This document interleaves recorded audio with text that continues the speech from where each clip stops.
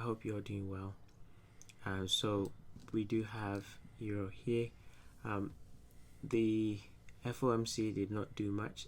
It literally took euro up and brought it back down, but we ended up in the gap with the candle that I mentioned. We have divergence happening, so what we'll be waiting for us to get one candle to close bullish, and then we will start looking for potential buys. And I think we might get that going into maybe tomorrow, because tomorrow is Thursday, and if price is going to reverse, ideally should do it tomorrow. So we'll be expecting some potential reversal going into tomorrow.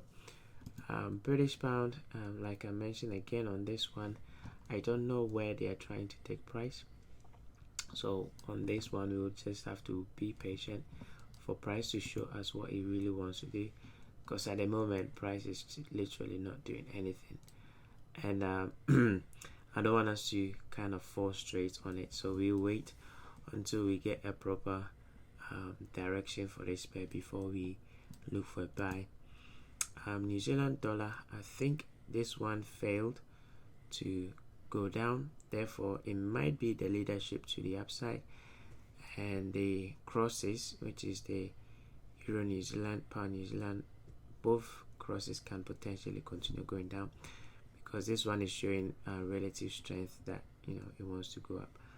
But we will see going into tomorrow how the day will play out, because this is a mess at the moment. So we have to wait till tomorrow, and then we'll see what we can get on this one. If you go on Aussie, same thing. Aussie is showing relative strength.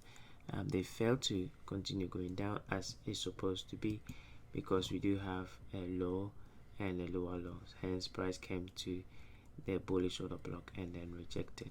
So we will see what price will do going into tomorrow. And in order not to go through all this, I think those of you that were in the live session today, we did catch ourselves some beautiful trades.